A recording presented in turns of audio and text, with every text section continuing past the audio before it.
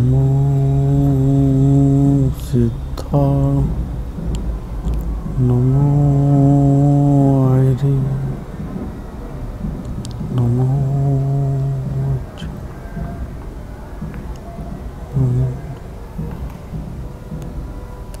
मंगल में मंगल करो वीतराग विज्ञान नमो ताहि जाते भय अरहंता दिमहा करि मंगल करियो महा ग्रंथ करण को याते मिले समाज सब पावे निपदना रम्योण जिणम वीरम अनंत वर्णान दर्शन सहावम मोक्षामिनियम सारम केवली सुध केवली भुवन तीन भुवन में सार वितराग विज्ञान स्वरूप स्वीकार नमो त्रियोग नमो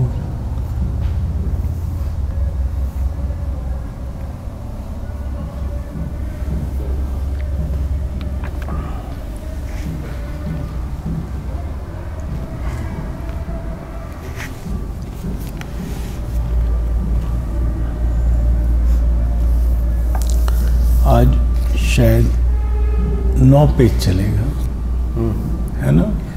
मंगल का जो पहला इस प्रकार पूर्वोक्त मंगल का मंगलपना बनता है। कौन धन कमाने वाला वो उदाहरण चलना था। कौन सा? उससे कहते हैं उससे कहते हैं जीवों के।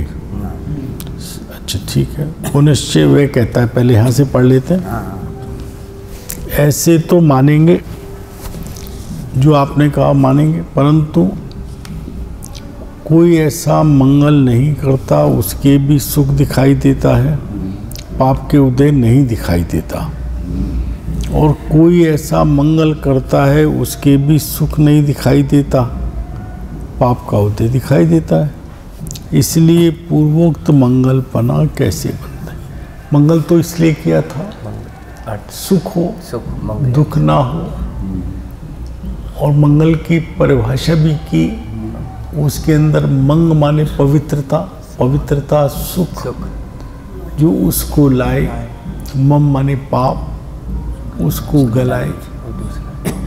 दोनों बात कही ना, एक अस्ति नास्ति की बात कही।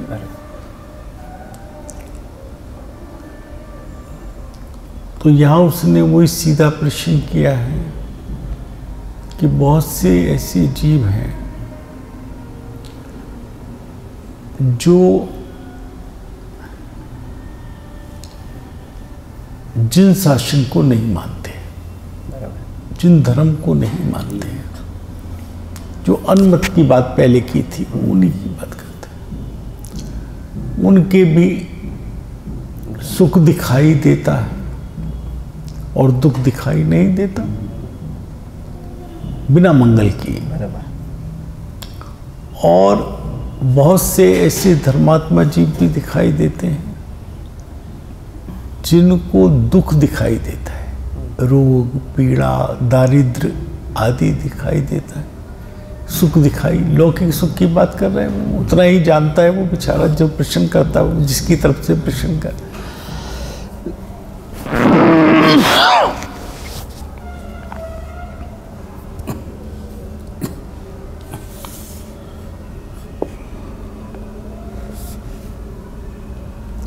कैसे बने पुनश्चय, ये तो हो गया। उससे कहते हैं जीवों के संक्लेश विशुद्ध परिणाम अनेक जाति के। इसमें कौन सा परिणाम नहीं लिया? शुद्ध परिणाम नहीं लिया। शुद्ध परिणाम तो एक ही जाति का है। जो संक्लेश परिणाम है यानी पाप परिणाम, विशुद्ध परिणाम अर्थात शुभ परिणाम, वो अनेक जाति की। सबसे बड़ा परावर्तन कौन सा है? भाव परावर्तन। उस भाव परावर्तन में ये संक्लेश और विशुद्ध परिणाम समाहित हो जाते हैं सारे के सारे। जिसमें कृष्ण लेशिया से लेकर शुक्ल लेशिया तक के सब परिणाम, जिसमें ये कहा कि कोई तीव्र से तीव्र पाप का ऐसा भाव नहीं है जो मैंने इस चतुर्गति में भ्रमण करते हुए अनंत बार ना किया हो। तो भाई अब शुभ कर कि कोई ऐसा शुभ भाव नहीं है शुक्ल लेशिया तक का जो मैंने अनंत बार ना किया, क्योंकि शुक्ल लेशिया के भाव का वीतरागी शुद्धता से सीधा कोई संबंध नहीं है। वो विशुद्ध परिणाम है, शुभ भाव है। और उनकी जाति अपार है।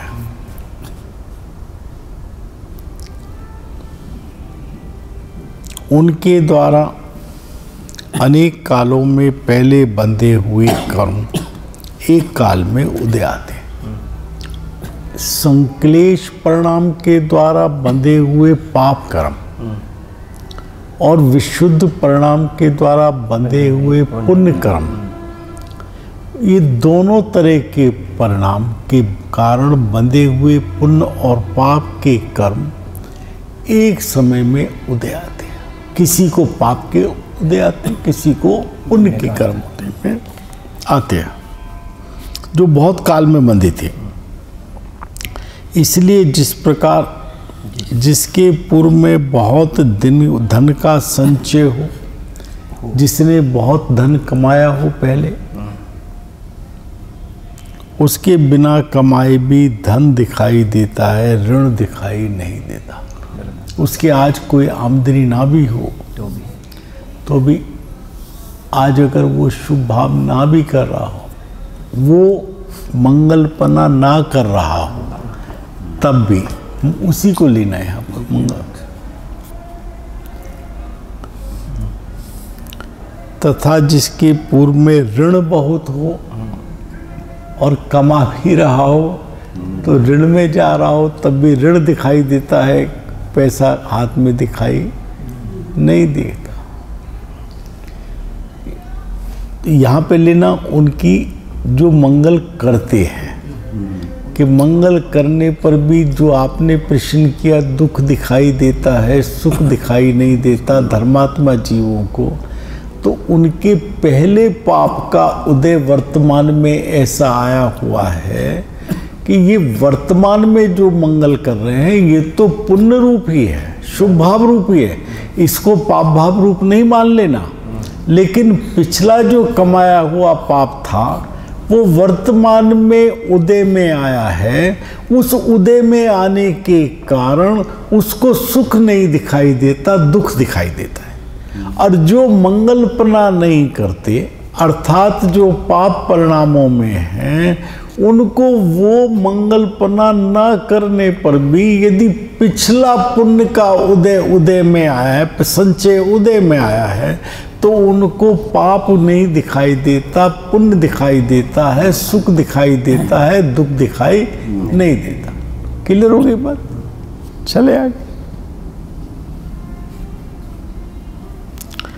कहते हैं दिखाई नहीं देता, धन दिखाई नहीं देता। स्वयं को तो शांति है भाई, वो मंगल कर रहा है, तो दूसरे को नहीं दिखाई देता। मेरा पूर्व पाप का उदय चल रहा है तो मेरे को रोग दिखाई दे, आपको तो दिखाई दे रहा है। भाई जी मंद कषाय की शांति तो वो उस समय भोग ही रहा है ना, उसको भोग ही रहा है, इसमें कोई दो राय नहीं। देखिए जो दुख आ रहा है वो कभी कभी जीव वस्तु स्वरूप से अजान होने के कारण, कर्म व्यवस्था से भी अजान होने के कारण ऐसा मानने लगता है कि मैं रात दिन पूजा करता हूँ, स्वाध्याय करता हूँ, स्तुति करता हूँ, मैंने क्या पाप किया जो मुझे ये दिखाई दे रहा है। लेकिन जिस समय कर रहा है उस समय तो अंदर उस समय शांति है ना, वो मंद कषाय की है, वो अलग बात है। वो कोई धर्म की शांति नहीं है, शुद्ध दशा की शांति नहीं, वो तो अलग बात है। लेकिन उसे जितनी मंदकिशाएं है, जितनी उतनी उसको शांति है। दूसरी बात, ये जो मैंने कहा, हमारे यहाँ वो थे ना मुंशी लाल जी, बोले बाबूजी प्रक्षाल कर करके भगवान को दिया, वो जो जहाँ खड़ा हो वहाँ पे निशान पड़ गए पत्थर पे, कछु नाए हुआ, ऐसे कहते वो। तो भाई तेरे पिछले पाप का उदय ज्यादा है, उसे भगवान को दोष मत दे, उस प्रक्षाल को दोष मत दे, वो जो तेरे पूर्व में तेरे बांधा है वो तेरा कर्ज चुका रहा है तू, और बिना शुभ भाव किए जो तू सुख भोग रहा है वो पूर्व की संपत्ति भोग रहा है, अपने संग्रह को खाली कर रहा है, तेरे हाथ में कुछ बच नहीं रहा है। इस समय एक बात मैं बहुत कहता हूं सुधीर जी, यहां जो कुछ भी मिला है वो पिछला अनंत पुण्य जला के मिला है, तभी ये सामग्री, ये कोई सामग्री वर्तमान पुण्य से नहीं मिली है, जितना भी संचित था वो जला के मिलती है, नष्ट हुआ है तब मिला है। वो पिछला पुण्य तो नष्ट हो गया, जल गया, और वर्तमान में सिर्फ पाप में लग रहा है सुबह से शाम तक। 24 घंटे में से घंटा 2 घंटा अगर स्वाध्याय भी किया है तो मान बढ़ाई की खातिर कर लिया, दिखावे कर लिया, तो वो भी पुण्य का कारण नहीं रहा। तो क्या किया, सिर्फ पाप। ये तो निश्चित है कि यहां से जाना, ये तो एक अटल सत्य है। हम अटल से, एक दिन में कहना चाहता था, आशा से नहीं कहा मैंने, कि अटल सत्य को, जो सत्य है, अटल सत्य है, निश्चित सत्य है, उसको स्वीकार करने में दुख होना चाहिए, सुख? क्यों सचिंदर जी? जाना है, ये अटल सत्य है या नहीं? ये मेरे जाने की और तेरे जाने की बात नहीं है। राजा राणा छत्रपति हाथिन के सवार, मरना सबको एक दिन, अपनी अपनी बात, जाना है, ये अटल सत्य। तुम इस सत्य से मुंह क्यों मोड़ते हो? इससे मुंह मोड़ करके क्या लाभ कमाओगे? यहां जो बात चल रही थी वो दूसरी थी, कि जो पिछला पुण्य था वो तो वर्तमान में तेने छीण कर दिया, खत्म कर दिया, खत्म हो गया, उदय माया, पिछला खत्म हो गया, और वर्तमान में तू निरंतर पाप में प्रवर्त रहा है। जाना अटल सत्य है। रास्ते के लिए नाश्ता क्या है तेरे पास? पाथे क्या है? क्या वो पाप की गठरी लेके जाएगा? तेरे पास शुद्ध की तो बात अलग हो गई भाई जी, सम्यक्त की बात तो एक अलग हो गई, वो तो एक अपूर्व निधि है, उसे लेके जो गया वो तो तर गया है। लेकिन मैं कहता हूं मेरे पास, तेरे पास क्या पुण्य की भी गठरी है क्या? जो करता हुआ दिखाई दे रहा हूं वो भी किसी स्वार्थ से, किसी लोभ से, किसी मान से, किसी बड़ाई से, किसी लाभ, भविष्य के लाभ की कामना से, वांछा से, ये सब काम करता दिखाई दे रहा। तेरे निस्वार्थ कोई काम किया है? जितनी देर तेने आत्मा के लक्ष्य से जिनवाणी का चिंतन किया, स्वाध्याय किया, वो तेरा पुण्य है। जितनी देर किया वो तेरे साथ जाने वाला है। लेकिन तराजू तो है ना, तराजू है। पाप कितना किया और पुण्य कितना किया, तेरा पड़ला तो खुद माप के देख ले, किसी से नंबाने की जरूरत नहीं है। अपनी तराजू पे खुद तोड़ ले कि मैंने कितना किया है, मैं कितना कर रहा हूँ, कितना करना चाहता हूँ। दिन रात शुभाशुभ भावों से मेरा व्यापार चला। ये तो व्यापार है ना, तो लाभ हानि का आकलन तो तुझे करना है ना। क्या कमाया, क्या कभी, मेरे पिता भी कहते थे रात को सोने से पहले उठकर, रात को सोने से पहले 5 मिनट बैठ के, 10 मिनट बैठ के, आज सारे दिन में क्या कमाया, क्या खोया, क्या अच्छा हुआ, क्या बुरा हुआ। मैंने नौकर को चाटा मारा, उनने गलती की थी, मैंने चाटा मारा, ठीक है। क्या बिना चाटे काम चल सकता था? क्या टोकने से, डांटने से काम हो सकता था? तो हो सकता था, तो डांटने और चाटे के बीच का जो अंतराल है वो तो मेरे लिए अधिक बन गया। क्या समझाने से हो सकता था तो डांटना भी ना पड़ता? तो उतना तो पाप मैंने ज्यादा कर लिया। तो वो अपना आकलन खुद करना है। रात्रि में भी पाप कर रहा हूं, सोते ही पाप कर रहा हूं। जो विचार चल रहे हैं, मैंने कितनी देर आत्मा का चिंतन किया, कितनी देर पंच परमेष्ठी का चिंतन किया, कितनी देर विकथा की, कितनी देर मुझे वो विकल्प और भाव पाप के आए। तराजू सुबह तोड़ लो, रात के पापों को सुबह तोड़ लो। बैठो 5 मिनट जाके अपने कमरे में जिनवाणी के सामने बैठो, रात को बैठो, तो किसी से ये नहीं पूछना पड़ेगा कि मेरी गति क्या होगी, मुझे पुण्य का भोग मिलेगा या नहीं मिलेगा। अपने भविष्य की चित्रामण तेरे हाथ में है। अपने खुद तू अपना नक्शा बना सकता है, मुझे क्या चाहिए। लेकिन सिद्धांत से नहीं कि तू पाप करे और सुख का चित्रामण बना ले, वो कल्पना है, वो आकाश का बादलों का महल है। लेकिन यदि तू वास्तव में, अरे ये पुण्य तो घास फूस जैसा हो जाएगा, अगर तेने आत्मा के लक्ष्य से वो कार्य किया तो तुझे तो शुद्धात्मा की प्राप्ति हो जाएगी, तेरे तो मोक्ष का टिकट पक्का हो जाएगा, स्वर्ण हस्ताक्षरों में पक्का हो जाएगा।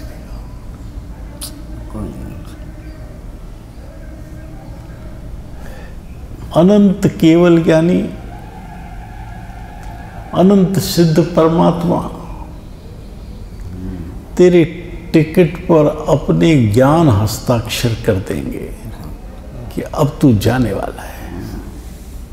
एक बार सम्यक तो ले ले। अगर सम्यक भी नहीं है और शुभ भाव भी तेने स्वार्थ से, बड़ाई से, मान से, कषाय से किया है, तो वो शुभ भाव नहीं था, तू माना शुभ भाव था, वो संकलेश पड़ा। फिर रोता है कि मैंने क्या किया, मुझे ये दुख क्यों आया। भैया तेरा ही बात है, तेने ऐसा ही चित्रामण किया है अपने भविष्य का। और फिर अगर हो भी गया है तो ईमानदार व्यक्ति को कर्ज चुकाने में बहुत खेद नहीं होता। ये पिछला कर्ज है, इसको चुका के हर्षित हो, आगे का बंद मत कर, इतना ही तेरे हाथ में है। ये तो चुकाना पड़ेगा। पार्श्वनाथ पे भी पत्थर पड़े थे, वो भी नहीं इसको रोक सके। आता ना, पंडित जी कहते थे ना कि मतलब ये मिथ्या दृष्टि अज्ञानी जीव हर समय निगोद के टिकट पर हस्ताक्षर कर रहा है।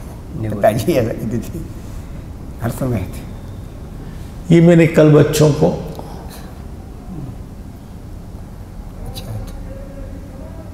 मैंने जब 20वां पेज पढ़ाया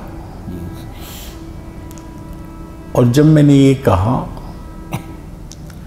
उसकी होनहार ही का विचार करने पे अपने को समता आती है, टोडरमल जी साहब को, तुझे जिनवाणी मिली, नेत्र मिले, तू नहीं पढ़ता। तुझे कान मिले, समझने की योग्यता मिली, मन मिला, संगी पंचेंद्रिय हुआ, और गुरुदेव ने तुझे अमृत पिलाया, आचार्यों ने अमृत बरसाया,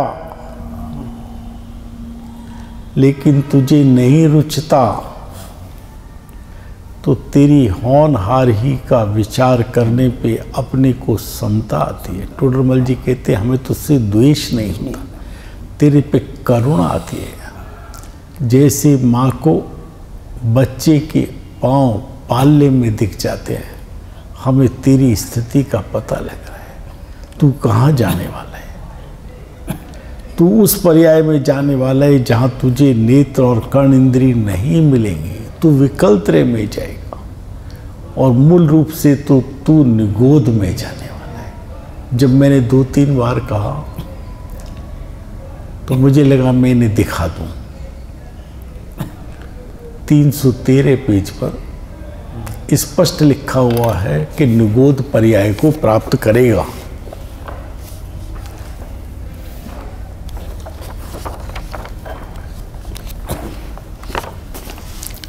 ये 3 लाइन मोटी है ना, इनसे ऊपर 3 लाइन।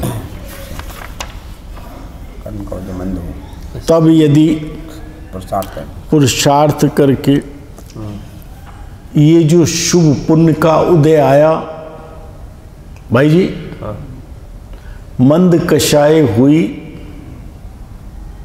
विशुद्धि लब्धि हुई, देशना की प्राप्ति हुई, उस समय ये 3 चीज हो गई, और ये तीनों हैं वर्तमान में। है ना, बराबर। तुझे हैं, मुझे हैं।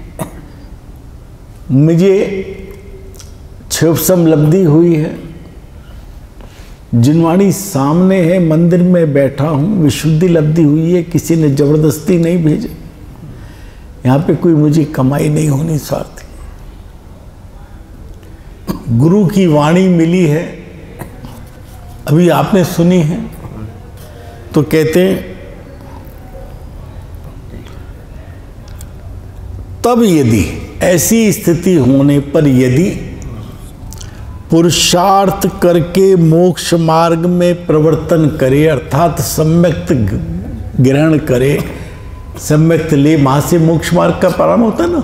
मोक्ष महल की प्रथम सीढ़ी याविन ज्ञान चरित्रा, सम्यकता न लहे सो दर्शन धारो भव्य पवित्रा।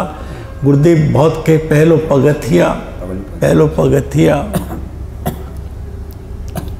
करे तो मोक्ष प्राप्त कर ले, क्योंकि सीढ़ी पे चढ़ गया तो सीढ़ी पे चढ़ के ही पहुंचेगा ना।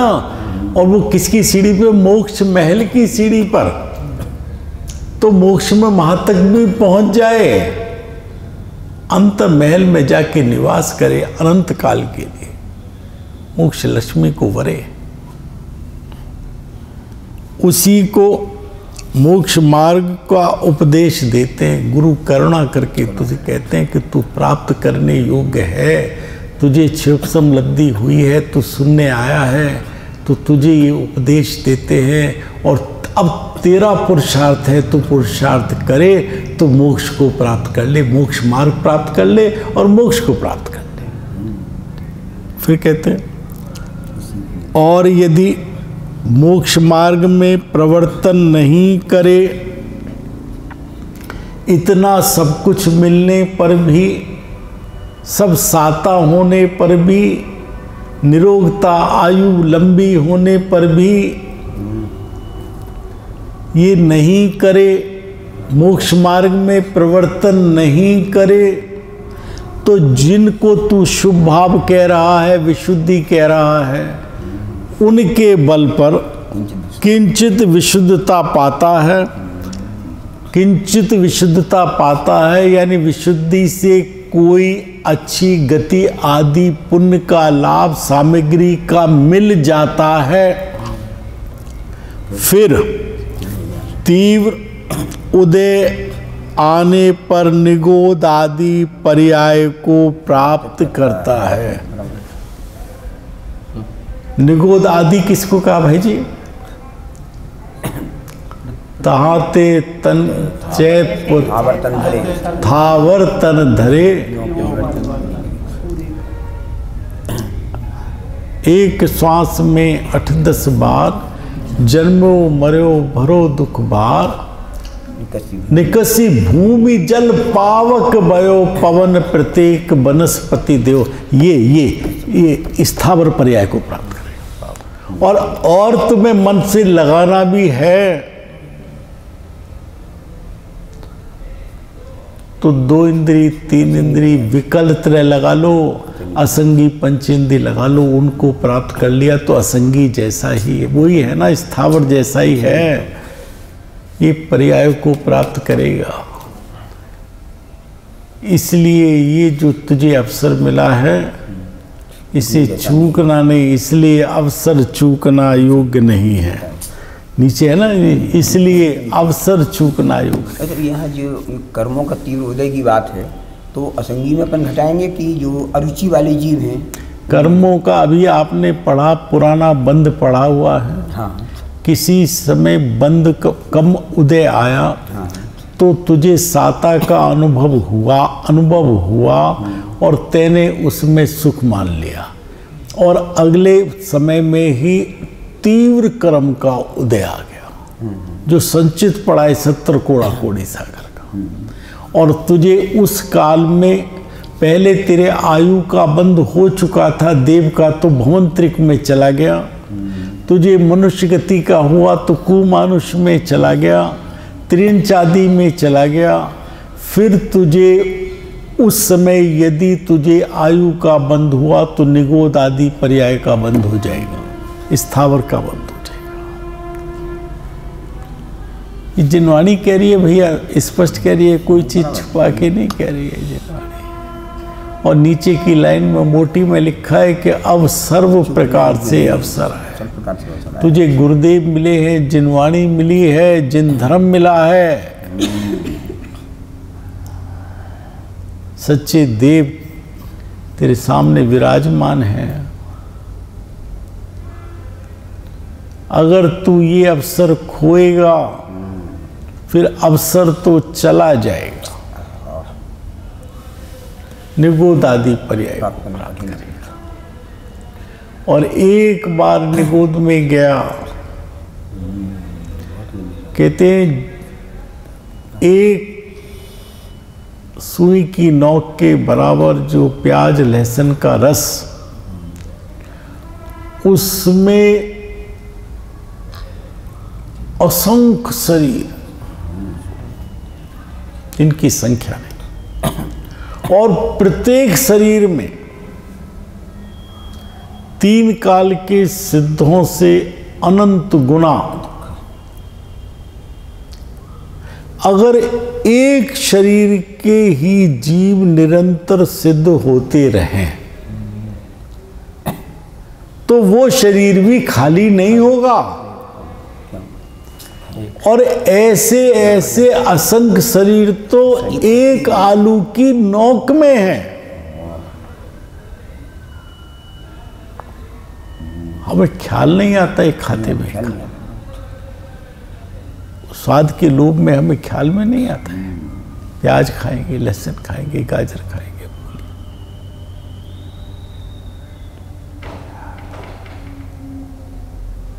पूरे विश्व का। ये तो मैंने कहा कि एक शरीर में जितने जीव वो निरंतर उसी शरीर से सिद्ध होते रहे 6 महीने 8 समय में 608, तो आने वाले भविष्य के अनंत काल में वो शरीर खाली नहीं होगा। लेकिन यहाँ तो ये कहा है 3 काल के सिद्ध से अनंत गुने एक शरीर में जीव। ये वर्तमान और पिछले की तो बात ही नहीं की ना मैंने यहाँ पे, तो है ना। ये तो तर्क से ये कहा कि आगे कितने भी हो तब भी खाली नहीं होगा। तो ये कहते ना कभी तो खाली हो जाएगा ना, 608 में मेरा नंबर आ जाएगा। अरे एक शरीर में से जितने जीव हैं उसमें तेरा नंबर आने की बात नहीं। अगर तू वहाँ पढ़ा है तो सोच सकता है।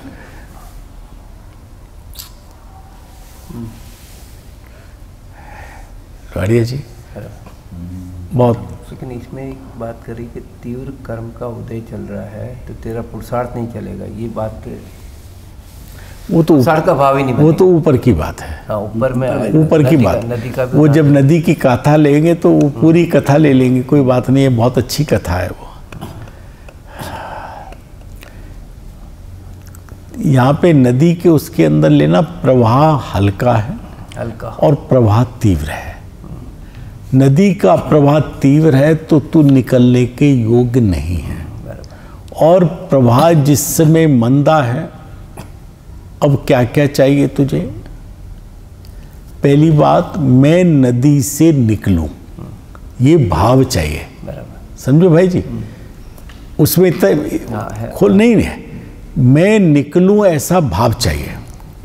और फिर तू किनारे पे देख कौन पहले निकला है, और तू उसकी तरफ टकटकी लगा के देखे तो वो तुझे कहेगी, सुन सुन पवन, तू यहां फंसा हुआ, देख इस पेड़ को पकड़ और निकल। मैं ऐसे ही निकला था, तो मैं उसकी आज्ञा को मानूं। और यदि मैं उस पानी में मस्ती करने लगूं, मुझे पानी का जल क्रीड़ा का आनंद आने लगे, तो समय तो निकल जाएगा। तीव्र भाव आने पर, कर्म का तीव्र उदय आने पर बहता चला जाएगा। निकलने का जो अवसर आया था वो खत्म हो जाएगा। बहुत बढ़िया कार्य। हम अपने विषय से भटक जाते हैं भाई। कहाँ चल रहे? नीचे। ऋण का कारण नहीं है। उसी प्रकार बहन कौन बैठी है? 8वां पेज कौन है? कलकत्ता वाली। कलकत्ता वो तो सचिन वाली है, ये कलकत्ता वाली। कलकत्ता अपना विद्यार्थी है ना, जो मेरी क्लास में। हाँ हाँ है, बहुत अच्छा।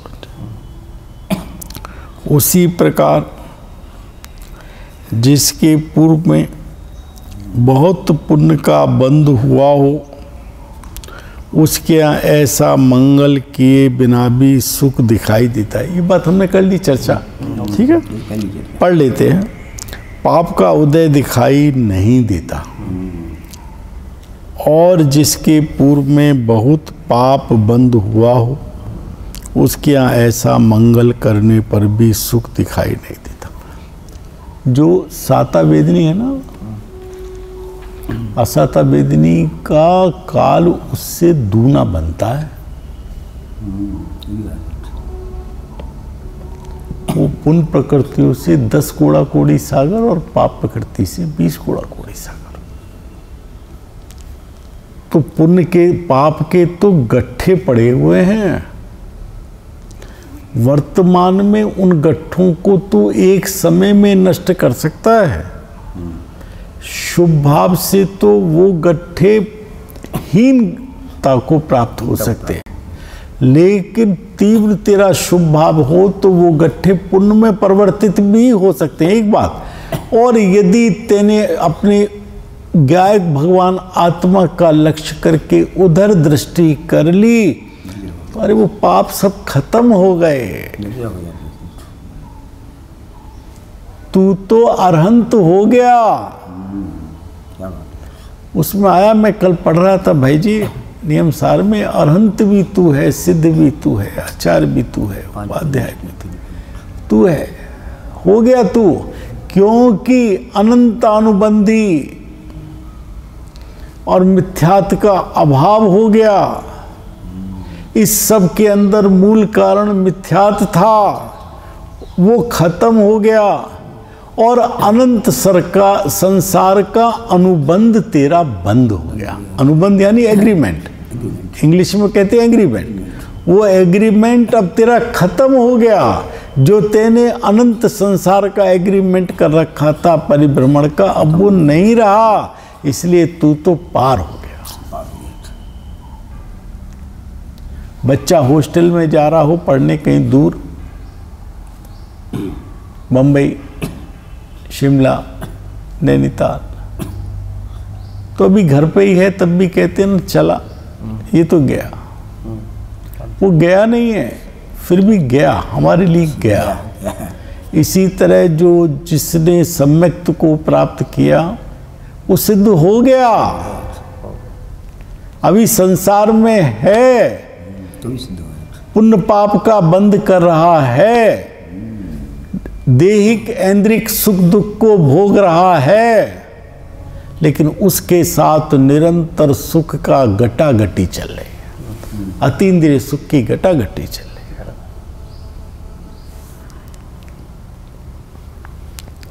पाप का उदय दिखाई देता है, परंतु विचार करने से ऐसा मंगल तो सुखी का कारण है, पाप उदय का कारण है। इस प्रकार पूर्वोक्त मंगल का मंगलपना बनता है। टाइम बचा है क्या भैया? 5 मिनट 7 मिनट।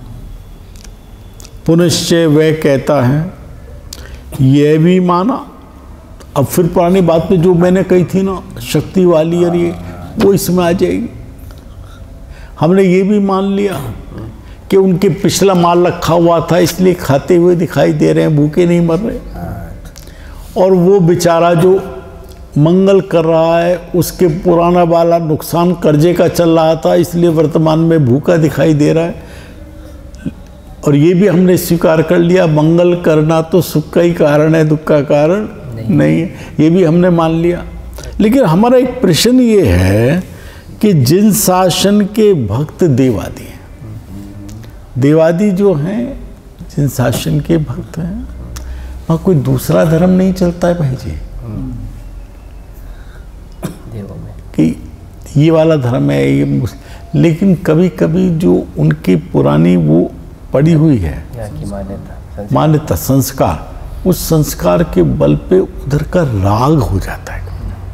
उस राग के वश कभी कभी किसी पीर का, किसी उसका किसी अतिशय जैसा दिखाई देता है, किसी भैरवी पे वो गणेश जी दूध पीने लगते हैं, फलाने का फलाना होने लगता है, उसके आंसू बहने लगते हैं। ये सब नाटक फालतू, वैसे तो ये सब मिथ्यातियों द्वारा किए गए हैं, लेकिन कोई देवकृत चमत्कार भी हो तो वो उस तरह का चमत्कार है। और तो और वो जो चमत्कार अपनी जिन प्रतिमा पे भी हो रहा है वो स्वाभाविक नहीं है, वो भी किसी व्यंत्र देवादि का क्या हुआ है।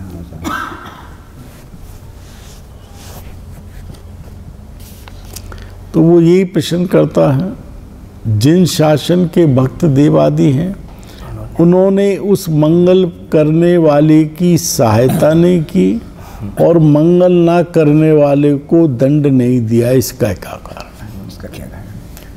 उनको तो ये कर्तव्य था ना, वो अगर वो जिन शासन के भक्त ना होते तो हमें कोई शिकायत नहीं थी। हमारी शिकायत तो ये, वो जिन शासन के भक्त भी कहला रहे हैं और फिर भी जो धर्मात्मा हैं उनको सुख नहीं दे रहे, और जो विरोधी हैं, विधर्मी हैं, जो पाप कर रहे हैं उन्हें दंड नहीं दे रहे, हत्या कर रहे हैं, व्यभिचार कर रहे हैं, चोरी कर रहे हैं, उन्हें दंड नहीं दे रहे, हिंसा कर रहे हैं, और जो बिल्कुल जमीन देख देख के चल रहे हैं, निरंतर स्वाध्याय आदि कर रहे हैं, उनको दंड दे रहे हैं, उनको दंड हो रहा है, दुख हो रहा है, उनकी सहायता नहीं कर रहे। इसकी क्या वजह है? जल्दी से इसे पढ़ने की कोशिश करते हैं। जीवों का सुख दुख होने का प्रबल कारण अपना कर्म का उदय। प्रबल कारण का मतलब यहाँ उपादान कारण नहीं लगा लेना, यहाँ नियामक कारण लगाना, नियामक निमित्त कारण, नियामक निमित्त कारण, अनुकूल निमित्त कारण, समझे? तो वो निमित्त कारण क्या है? नियम रूप से वो कर्म का उदय है। आरोप तो कहते ना, मुझे इस पड़ोसी ने दुख दे दिया, मुझे इसने दुख दे दिया, पत्नी ने दुख दे दिया, बेटे ने दुख दे दिया, वो नियामक कारण भी नहीं है। जिनको तो दुख का वो निमित्त भी नहीं है। सच्चे भाई, जिनको तू आरोप लगा रहा है जिनके ऊपर, वो तो तेरे दुख के निमित्त भी नहीं है। दुख का भी अगर कोई सच्चा निमित्त कारण है तो वो कर्म का उदय है। स्वामी गाथा में तो और आगे की बात कही है समय सार में। वो भी इंद्रिय सुख का निमित्त कारण कर्म का उदय है, इंद्रिय सुख का वो ही नहीं। अतीन्द्रिय जो चीज जिस चीज की बात करें उस जाति का ही निमित्त कारण, वो कारण हो सकता है कर्म, लेकिन अभाव रूप कारण होगा। अभाव रूप होगा। आप नियम रूप से एकांतते ये नहीं कह सकते कि कर्म कारण नहीं है। अरहंत दशा के लिए जो घाती कर्म है वो अभाव रूप कारण है। सिद्ध दशा के लिए 8 कर्म अभाव रूप कारण है। भाव रूप कारण, अभाव रूप कारण। लेकिन भाव रूप कारण तो जैसी परिणति है, वो चूंकि अतीन्द्रिय परिणति है तो अतीन्द्रिय ही उसका कारण होगा, वो उपादान की बात होगी। वो निमित्त के रूप से कर्म पे लगाना हो तो लगता है, लेकिन अभाव रूप कारण। कार्य का सच्चा कारण कौन है? बताइए, बताइए विनोद जी, बताइए, आपसे पूछा, कोई नहीं बताए। कार्य का सच्चा कारण कौन है? उस समय पर्याय की योग्यता। क्या वो त्रिकाली वस्तु कार्य का कारण नहीं है? त्रिकाली कारण नहीं है कि नहीं? तीनों कारण है। नहीं, तीनों, फिर वो सच्चा है कि नहीं, झूठा है? जो अनंतर पूर्व क्षणवर्ती पर्याय है, 10 नंबर पे कार्य हुआ, 9 नंबर की पर्याय उसका कारण है या नहीं है? तो फिर 9 नंबर की पर्याय अभाव रूप कारण है, उसको भी सच्चा कारण का है, क्योंकि वो नियम है कि जब भी कार्य होगा पूर्व पर्याय का व्यय करके ही होगा, उसके बिना नहीं होगा। ये नियम होने के कारण पूर्व पर्याय को सच्चा कारण कहा है। आप समझे भाई जी? अब वो पूर्व पर्याय अभाव रूप है तो क्या करेंगे, वो तो अभाव रूप होती ही है, लेकिन चूंकि अभाव में भाव नहीं उत्पत्ति होती, तो इसलिए कहते फिर सच्चा कारण कौन है कि तत्समय की योग्यता है। भाई जी पूरी बात को कहेंगे, लेकिन वो अभाव रूप कारण को आप कारण ही ना माने तो ये नहीं करना, आप तो फिर गुरुदेव के विरुद्ध चले जाएंगे। निमित्त कारण को कारण ही नहीं मानोगे, निमित्त का उड़ा नहीं सकते हो। निमित्त है लेकिन सच्चा कारण नहीं है। निमित्त से कार्य नहीं होता, लेकिन निमित्त के बिना कार्य नहीं होता। चलो भाई।